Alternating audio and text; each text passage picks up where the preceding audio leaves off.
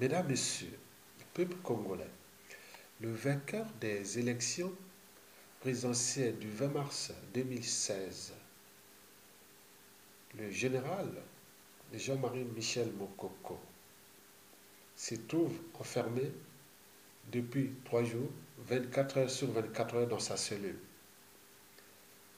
En effet, depuis 3 jours, le pouvoir tyrannique de M. Denis Sassou Nguesso ne permet plus au général Mokoko de sortir dehors, alors qu'il fait une chaleur accablante dans sa cellule. Depuis 3 jours déjà, le général Jean-Marie Michel Mokoko ne dort plus à cause de cette chaleur. Et pourtant, il a aussi besoin de sortir comme tout être humain. Il me semble que le dictateur Denis Sassou Nguesso pense à autre chose. Oui, le dictateur Denis Sassou Nguesso et son prisonnier personnel, Jean-Marie Michel Mokoko, ont intimidation, torture morale et peut-être mort à petit feu. Le dictateur Denis Sassou Nguesso est-il en train de gagner son pari contre Jean-Marie Michel Mokoko, c'est-à-dire le laisser soit mourir à petit feu dans son goulag et ou le rendre complètement malade pour qu'il soit évacué à l'étranger pour qu'il puisse l'achever. Il me semble que dans 97% des cas, tous les observateurs pensent que oui. Mais le risque est grand pour le clan Sassou Nguesso, avec toute cette haine qui est enfouie en mémoire contre nous, 97% de la population. Bon, bien sûr que pour l'éducateur Sassou Nguesso, qui ne tente rien à rien, oui, en neutralisant Jean-Marie Michel Mokoko, et pour les états-majors de l'Oyokasi, pensent que la voie sera libre pour Sassou Nguesso jusqu'en 2021, et puis peut-être transmettre le pouvoir à son fiston ou aux membres du clan après 2021. Bon, ça c'est la philosophie. Mais au moment où on croit que tout est perdu, et à ce moment-là arrive une surprise. Donc, le clan Sassou Nguesso le sait, qu'ils ont confisqué les moyens de l'État dont ils disposent, les administrations, donc la justice, l'administration pénitentiaire,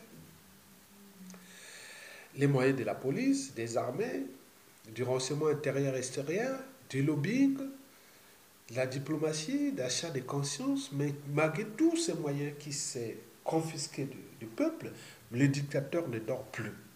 Il est au bout du rouleau. Il est à bout de souffle. Il sait qu'à tout instant, il peut tomber. Et c'est pourquoi il met ce boucher double pour neutraliser Mokoko et laisser le temps au temps. Peut-être que d'ici 2019-2020, les Congolais auraient oublié comme ils ont oublié depuis la nuit des temps. Sinon, comment cela se fait-il que malgré les assassinats, les crimes économiques et des sang et autres, mais les gens viennent toujours vers lui comme ils sont attirés comme des mouches.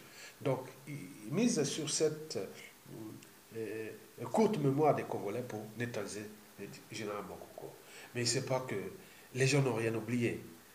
Mesdames, Messieurs, Sassou risque d'entraîner son clan pour l'éternité après Sassou Nguesso s'il ne prend pas la mesure de sa folie criminelle, antisociale et criminogène d'ailleurs, qu'il est en train d'entraîner. Bien sûr qu'on trouvera tout, vous trouverez tout dans une dictature, sauf la sortie.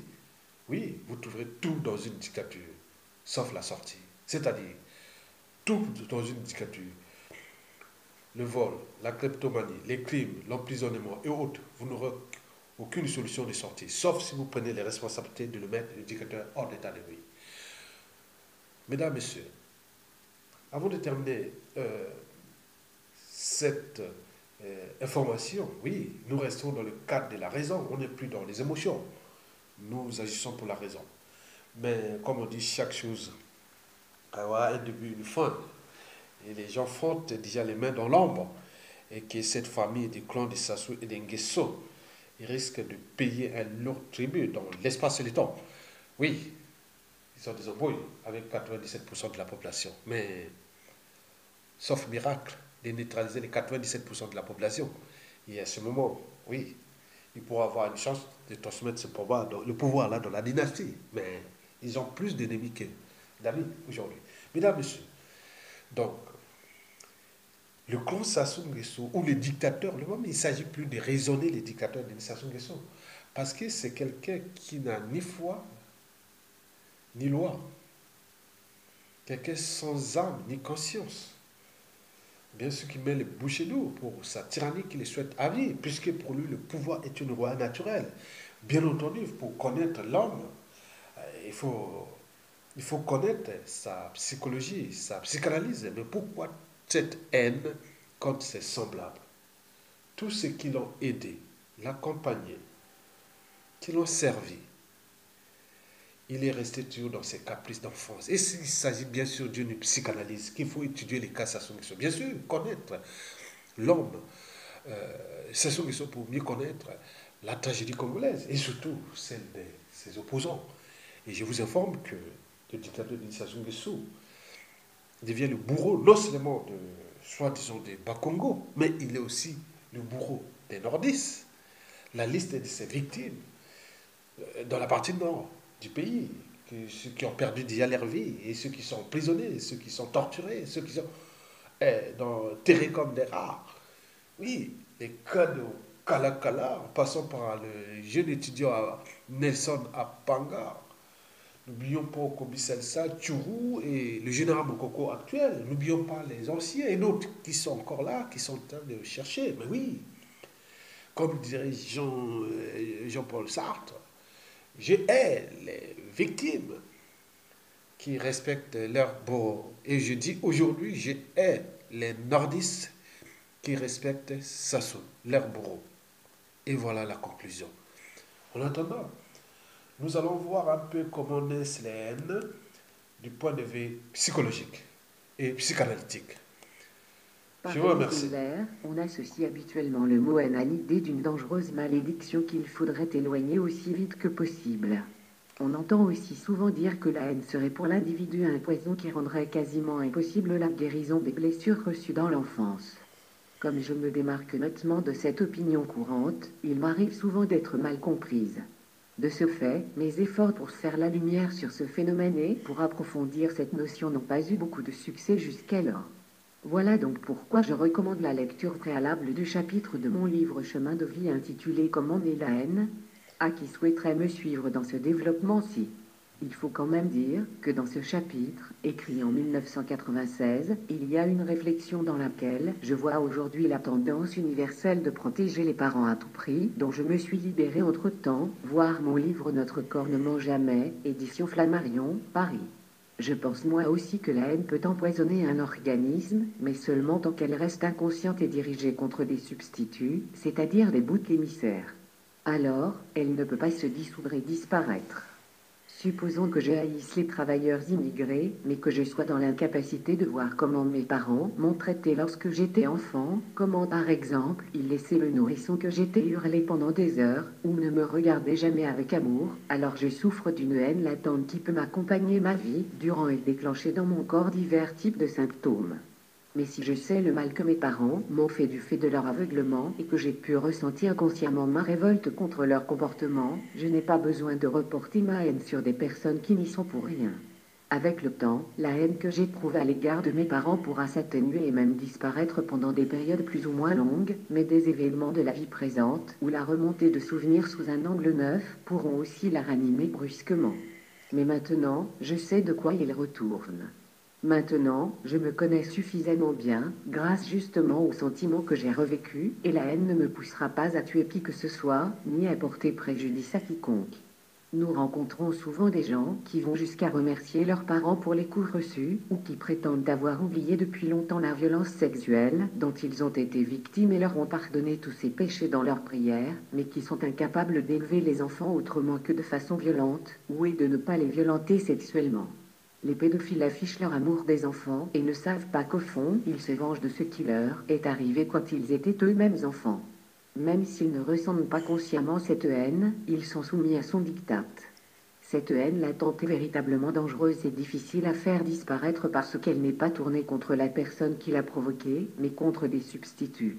Elle peut se maintenir toute la vie, cristallisée sous diverses formes de perversion, et constitue une menace pour l'entourage, mais dans certains cas aussi pour la personne elle-même. Il en va autrement de la haine consciente, réactive, qui, comme tout sentiment, peut retomber quand elle est revécue.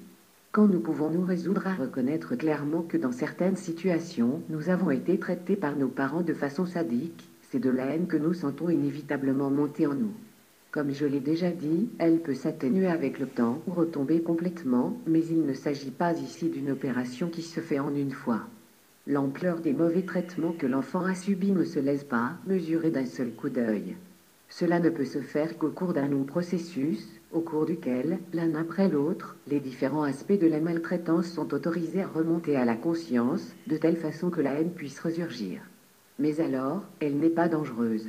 Elle est une conséquence logique de ce qui s'était passé autrefois et qui n'est compris dans tous ses aspects que maintenant par l'adulte, alors que l'enfant a dû en supporter le poids silencieusement pendant des années. En plus de la haine réactive contre les parents et de la haine latente, déplacée, contre des boucs émissaires, il y a aussi la haine justifiée contre une personne qui nous tourmente dans le présent, que ce soit sur le plan physique ou psychique, une personne qui nous tient en son pouvoir et dont nous ne pouvons nous libérer ou dont nous pensons que nous ne le pouvons pas. Tant que nous sommes dépendants d'elle, ou que nous pensons que nous le sommes, nous ne pouvons faire autrement que de la haïr. On a peine à imaginer un homme qui subirait des tortures et qui ne ressentirait pas de haine envers son tortionnaire. S'il s'interdit ce sentiment, il aura à en subir les effets dans sa chair. Dans les biographies de martyrs chrétiens qui ont survécu à leurs tortures, on trouve des descriptions de maladies épouvantables qui, d'une manière très révélatrice, sont souvent des maladies de peau. Le corps résistait de cette manière à la trahison de son soi, car si les saints devaient pardonner à leurs persécuteurs, leur peau à vif témoignait de la force de leur rage étouffée. Pour autant, réussir à échapper au pouvoir du tortionnaire, ce n'est pas être condamné à vivre quotidiennement avec la haine. Naturellement, le souvenir de l'impuissance et des souffrances d'autrefois peut toujours revenir.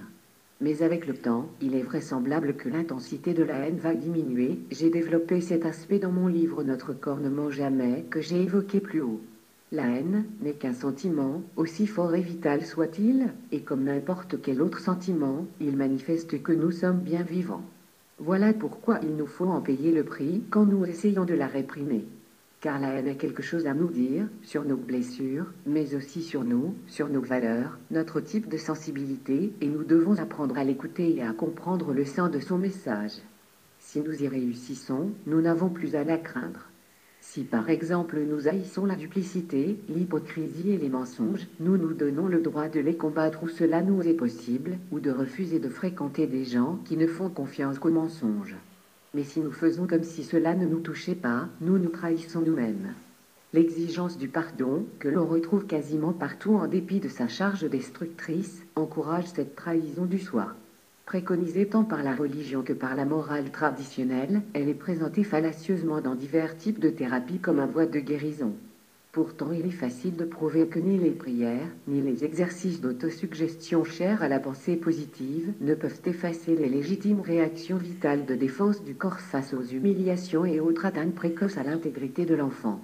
Les maladies atroces des martyrs qui ont survécu à leur torture indiquent avec précision le prix à payer pour le refoulement de ces sentiments.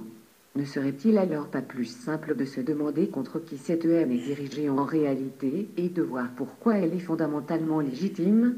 Dans cette hypothèse, nous nous donnons la possibilité de vivre en toute responsabilité avec nos sentiments, sans les rejeter et sans devoir payer cette vertu par des maladies. Ma méfiance serait éveillée si une ou un thérapeute me promettait qu'à la fin du traitement, éventuellement même grâce au pardon, je serais débarrassé de sentiments déplaisants comme la colère, la fureur ou même la haine. Quelle sorte d'être humain serais-je donc, si je ne pouvais pas réagir intérieurement de façon passagère par la colère à l'injustice, la prétention, la méchanceté ou la bêtise arrogante? Ma vie affective ne s'en trouverait-elle pas amputée? Si la thérapie m'a vraiment aidé, je devrais avoir accès pour le reste de ma vie à tous mes sentiments, et accéder aussi en toute conscience à ma propre histoire, ce qui me donnerait l'explication de l'intensité de mes réactions. Mesdames, Messieurs, nous avons laissé avec l'hymne à la mort et à bientôt. Et bon vent au peuple congolais et au général vive au général Mokoko et qu'il continue à vivre parce que le peuple congolais a besoin du général Mokoko. Et non à la haine et vive la mort.